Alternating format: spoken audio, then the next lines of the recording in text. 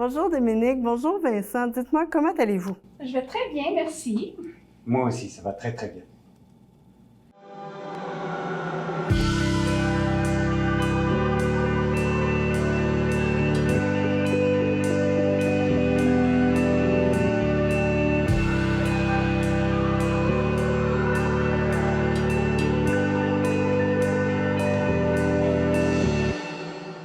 Bonjour et bienvenue aux nouvelles du voisinage. Et justement, dans notre voisinage urbain, s'il y a quelque chose qu'on partage, c'est nos espaces verts. Autour Frontenac, il y a différents jardins qui sont dispersés un peu partout. Et j'avais envie de discuter un peu avec les gens qui prennent soin de ces jardins. C'est donc que j'ai invité avec moi Dominique Chamoun, l'horticultrice des Tours, et son assistant Vincent Dupuis. Donc, merci d'être ici avec moi. Ça fait plaisir. Prendre un peu de repos de la chaleur accablante de cet été 2020 tout particulier. Oui, très particulier. C'est très, très chaud. Ouais. Très chaud, hein? Ouais. Pour donner une idée aux gens qui connaîtraient peu ou pas les jardins autour Frontenac, comment ça... Il y a plusieurs petits jardins qui sont dispersés, là. C'est quoi les espaces verts qu'on offre ici? On a d'abord l'espace vert pour la piscine, pour les gens qui aiment un petit peu plus les attractions. Et derrière, c'est un peu plus jardin d'acclimatation avec des plantes spéciales, étudiées spécialement pour attirer les oiseaux, tous les animaux qu'on peut avoir. On a également On a aussi des végétaux qui ils ont différentes floraisons dans la période de l'été. Oui. C'est beaucoup pour que dès le mois d'avril, ça fleurit jusqu'au mois de septembre, même novembre. On a rangé ça beaucoup dans le camélia. Mais on a aussi des plantes indigènes qu'on retrouve maintenant. C'est des plantes qui poussent dans nos forêts, qu'habituellement on enlève ici. Oui. Mais cette année, on les a laissées. Oui. C'est des plantes un peu spéciales, mais c'est des plantes du Québec purement indigènes là, qui poussent tout seul. C'est ça. Puis on a aussi le jardin alpin. Oui, c'est ça, c'est dans l'allée d'énergie. Ouais. C'est un petit peu comme le jardin alpin qu'on peut retrouver au jardin botanique. C'est-à-dire avec des plantes un peu plus de milieu sec et avec un petit arrangement avec des pierres pour la décoration. C'est vraiment toute une organisation. Là. Depuis combien de temps vous travaillez dans les jardins ici? Ici, moi, c'est ma deuxième année. Deuxième année. Ouais. Moi, ça fait 5 ans, mais l'année dernière, j'étais pas là, j'étais à Copé des Vignes. On était ailleurs. Malheureusement, la condition actuelle vous l'empêche, mais heureuse de vous avoir ici. Et puis, c'est ça, tous ceux qui travaillent un peu la terre, c'est que justement, ça prend beaucoup d'organisation. Vous l'avez noté, il va y avoir des fleurs dans les jardins tout l'été. Puis, je sais aussi que vous installez des plantes pour venir attirer les oiseaux, Oui, bien ça a été l'été passé qu'on a beaucoup planté des arbustes pour savoir si cette année, il y aurait eu vraiment beaucoup d'oiseaux et de papillons. Ça a marché. Ouais, nos résultats sont vraiment spectaculaires. On a eu des oiseaux, c'était pendant la pandémie. Oui. C'était beaucoup plus calme. Et on a eu des oiseaux qu'on ne trouve jamais ici, comme des jaseurs d'Amérique. Puis on a vu un colibri aussi. Ah oui? Mais un pinson aussi. Un pinson? Un pinson. On a eu des buses ou des buses ou des faucons. Des faucons, des faucons périns, quoi. Parce que les oiseaux attirent les oiseaux de proie aussi. C'était le fun à voir, là, mais c'était plus pendant qu'il y avait la pandémie puis que c'était calme. Là, on a comme perdu en ce moment un peu d'oiseaux, malheureusement, mais on a quand même une petite famille de 3 petits bébés moineaux là, qui viennent de naître dans leur niche. Là. Ben, leur niche. Dans leur nid. Pour essayer d'attirer les oiseaux, par exemple, on a les différentes plantes. Les différentes plantes aussi attirent différents insectes. Parce qu'une terre qui vit, il y a une vie qui est souterraine, quoi. Et on leur met des abreuvoirs, puis également des petites cabanes à oiseaux, quoi. Et ça a marché. Ça a marché. C'est une grosse attraction dans le jardin. Surtout qu'à l'heure actuelle, avec la pandémie qui n'est toujours pas finie, c'est une petite place pour être relax, quoi. Pour les personnes qui sont toujours dans leur appartement. C'est ça. Mais justement, ce qui est intéressant, c'est que les jardins ici, autour Frontenac, c'est vraiment un milieu de vie. C'est un lieu communautaire où on se retrouve. Est-ce que vous pouvez parler un peu de cette vie, de cette âme-là qu'il y a dans les jardins ici? Bien, je sais que les gens, dès qu'on a commencé à nettoyer les jardins du camélia, bien, tout en fin de compte, mais on se concentre beaucoup au camélia, ils étaient super contents de nous voir. On a même eu des petits cadeaux. Ah oui? Parce que, oui, ils étaient vraiment heureux, là. Puis c'est ça, il y en a que ça faisait, je pense, 3 mois qu'ils n'étaient pas sortis, qui me disaient, là. Puis là, même s'il n'y a plus les balançoires, pareil, les gens, ils se débrouillent, ils amènent leurs chaises, ils amènent leurs coussins, ils amènent leur petite table, fait que, mais tout en respectant, là, ça, ils font tout le temps.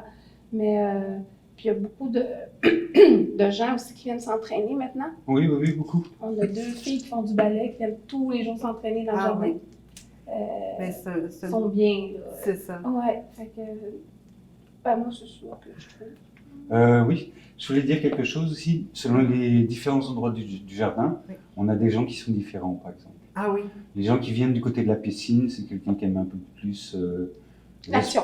Ouais, voilà, l'action. Ouais, c'est vrai. C'est la mini-plage Frontenac. Nous, on est plus du côté du camélia. Oui. Plus du côté du camélia, c'est des gens qui cherchent un peu plus le calme. C'est là que viennent s'entraîner tous les sportifs, là, parce qu'on a plusieurs groupes de sportifs, comme tout était fermé, quoi. Oui. On a eu énormément de personnes qui venaient s'entraîner dans le jardin. Oui, il y en a. Donc, se réapproprier nos espaces verts. Ça te fait aussi des endroits parfaits pour rencontrer les gens, rencontrer un peu nos voisins en se déconfinant tout en respectant les distances. Non, pour les gens aussi qui sont seuls, ça leur fait vraiment du bien. Ils peuvent venir 3 heures là, dans le jardin, ils sont assis, puis à l'ombre, là, par exemple, en ce moment. Puis ils restent là, puis ils regardent les fleurs, puis ils posent des questions. Puis, non, ils sont bien, là, ça leur fait du bien. C'est ça. Et vous l'avez souligné un peu tout à l'heure, vous avez une approche plus naturelle de la terre. Là. On est là en respect et en communion. C'est très important. Tout à l'heure, on parlait de la vie animale ou de la vie des insectes dans le sol. On n'est pas pour les pesticides. Non, vraiment pas. Vraiment pas. On essaie d'utiliser des moyens un peu palliatifs. Quoi. Oui. Comme à l'heure actuelle, on a une grosse invasion de pucerons. Comme la terre est très sèche, on a des pucerons et on le traite au savon noir. Quoi. OK. C'est à base de lin. Oui, à base d'huile de lin, oui. Ouais. C'est pas toxique. Puis tu vois aussi, on a des petits amis écureuils qui aiment... là, je sais pas, ils ont un trip de manger mes échinacées. Je sais pas, ils faisaient pas ça l'année passée. Fait que là, j'ai vu sur Internet que ça a l'air des poils de chat. Ça les faisait partir. Fait que là, il y a du monde qui ont fait raser leur chat, puis ils m'ont donné le poil. Fait que là, je mets des touffes de poils, et ça marche. Ça fonctionne. Oui, ils viennent plus. Oui, voilà, pour revenir aux moyens naturels vraiment pour faire un jardin. Au niveau des engrais aussi qu'on emploie, on essaie d'employer des engrais qui ne sont pas trop forts. Et s'il y a des gens qui nous écoutent, c'est très très important. On peut booster une plante pour qu'elle ait l'air belle et grande, mais en réalité, on va l'affaiblir. C'est ça. Si on utilise des engrais avec de l'azote, du potassium, phosphate, à taux très très faible, la plante à ce moment-là va plus se renforcer. C'est ça. Et je crois sur les engrais, c'est écrit, c'est indiqué. En fait, 3 chiffres, c'est les 3 chiffres. Puis les 3 chiffres, là, pour savoir vraiment si c'est un bon engrais liquide, il ne faut pas que ça dépasse le chiffre de 10. OK. C'est comme 3, 6, c'est correct. OK. Non, pas 3, 6, 3 plus 3, ça fait 6. 3, 4. Excusez, je ne peux pas en mettre. OK, le total des 3 chiffres ne doit pas dépasser la somme. Ça peut aller à 15, mais il y en a que c'est... Non, c'est trop fort. On en a à 40, 60. Non, ça se met pas, ça tue toute la faune à l'intérieur. C'est ça. C'est pas bon. Puis aussi, on fait notre propre compost. Oui. Puis nous, on est beaucoup pour l'engrais de poule. Oui. Les petites choses à poule. Les trucs, ça sont très beaux. Les excréments. J'étais bien, là. Ça, c'est bien, c'est parfait. C'est les meilleurs. C'est en granule, fait que ça ça s'en va pas tout de suite, tout dans la terre, c'est petit peu par petit peu, à chaque fois que tu l'arroses. Fait que ça se décompose. Désagrège. Ouais, désagrège. Fait que ça aussi, c'est très bon pour toutes les plantes. Pour toutes les plantes. Ça, on met ça directement sur le sol? Oui. Ben, moi, je mets tout le temps, je fais juste brasser un petit peu comme ça, puis j'arrose, puis c'est fait. C'est fait. Bien, écoutez, on en a déjà parlé plein de beaux conseils, mais justement, on vous a présent, donc je me disais que vous pourriez peut-être nous donner des idées aux gens qui, malheureusement en ville, il n'y a pas beaucoup de monde qui ont accès à un sol pour eux. Donc, s'ils veulent faire pousser des plantes sur leur balcon, bon, pour le jardin fruits et légumes, il est un peu tard en saison pour commencer, je crois, là, mais est-ce que vous avez des idées, des trucs de plantes qui vont bien en pot sur nos terrasses? Fruits et légumes. Il y a des plants déjà de fraises, ben, ça dépend de ce qu'on va magasiner. Je parle pas ceux en semences, là. Non, c'est ça. Mais des plants, il y a des plants qui ont déjà des fruits puis des fleurs. Ça se met encore, c'est encore le moment. Sauf que là, c'est une canicule, là, c'est pas très bien de planter en ce moment, mais habituellement, on aurait pu encore. Comme moi, j'ai acheté un plant de tomate la semaine passée. La tomate, c'est très facile à faire. Oui, sur mon balcon. L'important, c'est d'avoir un pot de 30 cm de profondeur sûr. Pour que tu aies de la place pour les racines. Parce que plus ton pot est gros, plus ça va faire des racines, plus il va y avoir de la terre, puis en plus, ça va garder ton sol plus humide. On rajoute tout le temps un peu de bois raméal, ce qui remplace le taillis. Nous, on n'utilise pas de taillis, juste du bois raméal. Puis ta plante, tu l'arroses bien, puis elle est supposée de super bien aller. Puis si c'est trop des gros bacs, des fois, maintenant, ils font des bacs, mais avec des roulettes. Fait que tu peux te déplacer sur ton balcon, puis tu peux te déplacer si tu trouves qu'il y a trop de soleil, ça dépend. Parce que là, il y a vraiment beaucoup de soleil, il y a plein de plantes qui brûlent, là, faut les mettre un peu plus... Parce que quand on dit au soleil, ça veut pas dire nécessairement, il faut vraiment lire les étiquettes, pas soleil direct, c'est juste ensoleillé. Tu peux le mettre sur le coin, mais il n'y a pas de soleil direct. Ça, c'est important, les gens, des fois, je vois qu'ils se trompent, là. Mais ça brûle. En ce moment, ça brûle à cause du soleil, mais... c'est ça, puis un petit peu d'engrais, puis du compost, puis une petite terre, puis c'est parti. Des trous dans les pots, très important. Pour laisser évacuer l'eau. Oui. Puis il y a même des plantes comme, il y a plein de comme les aromates, là, les plantes basiliques et compagnie. Les plantes. Les épices. Les épices. Les fils d'herbe. Oui, les fils d'herbe. Les fils d'herbe, oui. Les fils d'herbe, ça, il y en a plein vivaces. C'est facile à faire, ça, Ouais, les fils d'herbe. Et puis en plus, ça l'avantage, c'est qu'on peut les utiliser facilement pour la cuisine, quoi.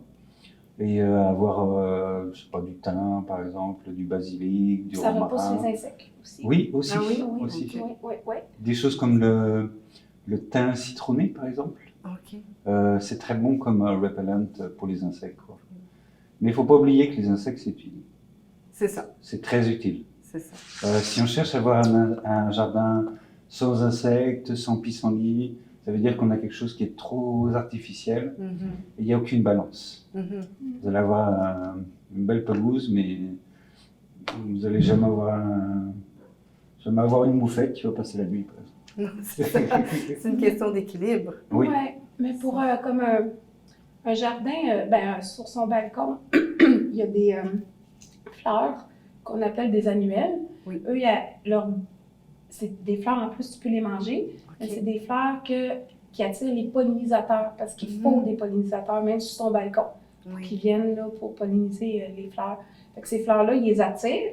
Fait qu'après, si tu as ton plant de concombre, ils vont polliniser les petites fleurs. Ils vont toucher à tout. Puis ça, ces fleurs-là, comme tu as des impatiences, tu as des pensées, tu as des capucines. Ça, c'est toutes des fleurs qui se mangent, comestibles, des hémérocales. Ça l'attire toutes. Les pollinisateurs, puis ça l'aide après. Parce que les gens sur le balcon, des fois, c'est ça qui arrive, il n'y a pas de fruits, puis c'est parce qu'il n'y a pas de pollinisateurs, il n'y a pas de papillons, pas de bourdons, rien. Non, mais ça les attire, puis en plus, ils peuvent manger ces fleurs-là. Exact. Fait que c'est 2 pour 1. Là. Puis si je ne me trompe pas, c'est pas des fleurs qui sont très difficiles à entretenir. Non, ça se voit partout, c'est très facile. Très facile à trouver les fleurs. C'est ça. Ouais, puis les fleurs les plus faciles, en fin de compte, des bégonias, pour ceux qui sont plus à l'ombre, mi-ombre. T'as des échinacées. Puis ça aussi, c'est des vivaces, des échinacées. Mais ce qui serait le fun aussi, c'est parce que des fois, nos hivers sont tellement vigoureux qu'ils ne survivent pas en pot. Il faudrait peut-être leur mettre une protection ou c'est ça, avoir des pots roulants, puis tu le rentres dans ta maison, puis l'été, ben, tu ressors. Ça, il y en a plein, là, ils peuvent. Plein de graminées, comme ça, tu en as vraiment, vraiment plein, là, mais... Ah oui, pour les gens. Il faut chercher des fois si tu aimes une plante. Si tu aimes une plante, tu peux aller sur Internet, juste voir si tu peux la rentrer chez vous puis avoir survécu. Même si c'est une annuelle, il y en a plein qui survivent. OK. Tu rentres chez toi, puis l'année prochaine, pouf, ça revient. Ils sont toujours là. Il y en a vraiment plein. Là, oui, je voulais dire, quand on fait pousser des plantes sur un balcon et dans un jardin, c'est très différent. Oui, c'est ça. Parce que dans un jardin, la plante peut survivre l'hiver, il n'y a pas de problème. Il y a toute une protection, puis on peut mettre de la paille, du paillis, plein de choses. Tandis que sur un balcon, votre plante, elle vit dans un petit pot. Et le petit pot, il peut geler, quoi. Alors, si vous achetez une plante, par exemple un petit arbuste, il ne faut pas penser le laisser sur votre balcon l'hiver. Il faut avoir une place déjà prévue d'avance dans l'appartement. Pour le rentrer après. Comme les citronniers, ils adorent être en été dehors, mais l'hiver, il faut les rentrer. Mais ils survivent là, super bien. On n'aura pas de fruits maintenant tout de suite, peut-être dans 50 ans, là, mais ça sent bon. Ça sent bon. Mais il y a plein de sortes là, de végétaux que... Bon, bien, une source inépuisable d'informations tellement intéressantes. Si on veut, on va vous voir dans les jardins. On va vous poser des questions, puis ça va vous faire plaisir de répondre à nos questions. Eh bien, Dominique Chamoun et Vincent Dupuis, merci infiniment d'être passés en studio nous voir. Puis, bonne continuation dans les beaux jardins des Chaux-Frontenac. Mais tout le monde sont les bienvenus. Je les attends. OK, merci. Merci. Au revoir et puis bonne journée. Alors, ici Marie-Michèle Tourignoul et à la prochaine.